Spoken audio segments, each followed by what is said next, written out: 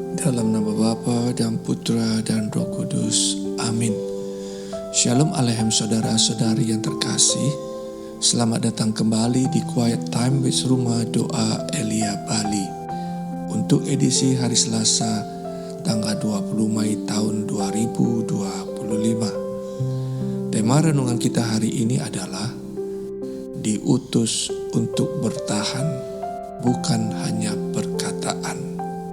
Bacaan dari Kisah Para Rasul bab 14 ayat 19 sampai 28 dan Injil Suci menurut Yohanes bab 14 ayat 27 sampai 31. Saudara-saudari yang terkasih, kita semua tentu merindukan hidup dalam kerajaan Allah, tempat di mana tak ada lagi air mata, tempat sukacita dan keselamatan kekal berada.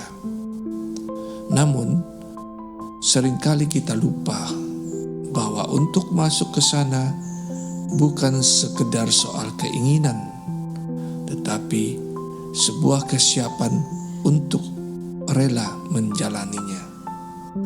Banyak yang ingin masuk ke dalam kerajaan Allah, tetapi apakah kita siap untuk menjalani prosesnya? Dalam Kisah Para Rasul yang kita dengar hari ini, Paulus dan Barnabas tidak menyembunyikan kenyataan ini. Mereka berkata, untuk masuk ke dalam kerajaan Allah, kita harus mengalami banyak sengsara. Saudara, ini bukan sebuah ancaman, tetapi ini kenyataan. Keselamatan memang sebuah anugerah, tetapi hidup sebagai pengikut Kristus tak lepas dari salib.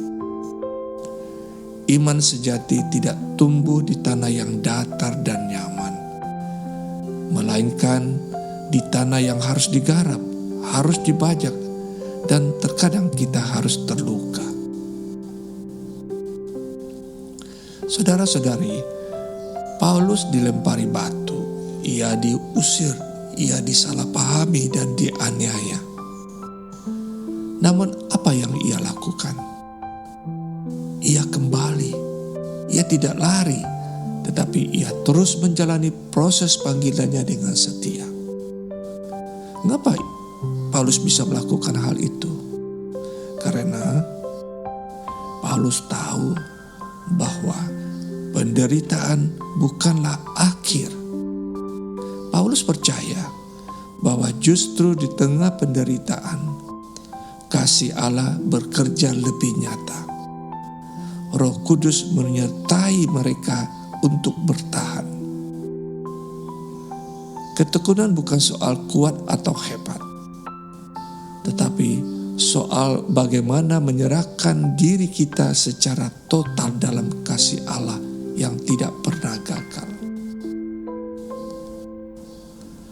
Segala kekuatan yang dialami oleh para murid, Paulus, Barnabas, dan yang lainnya, adalah berakar pada teladan dari Yesus sendiri. Dalam Injil Suci menurut Yohanes bab 14 yang kita renungkan hari ini, Yesus berkata, dunia harus tahu bahwa aku mengasihi Bapa dan melakukan segala sesuatu seperti yang diperintahkan Bapa kepadaku.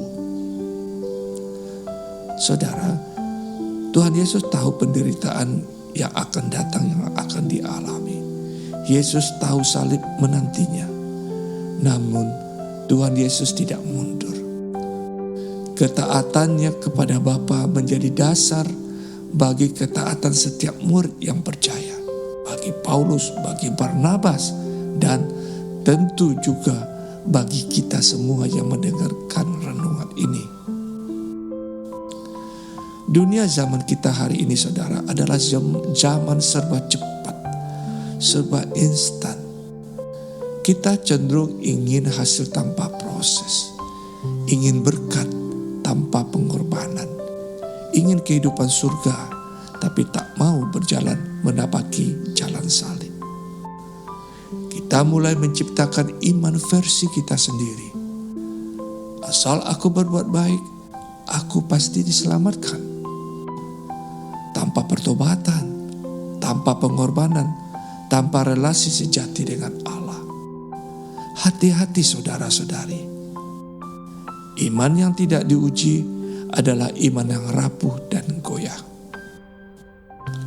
Tuhan Yesus tidak menjanjikan jalan yang mudah bagi para murid dan juga bagi kita yang percaya.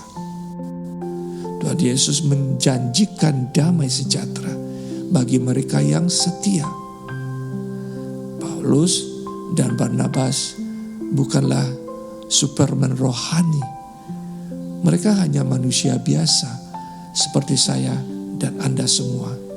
Tetapi mereka tahu kepada siapa mereka percaya. Ketika penganiayaan datang, para murid tidak menyembunyikan iman. Mereka tetap mewartakan kebenaran. Dan dari penderitaan itu lahirlah kekuatan.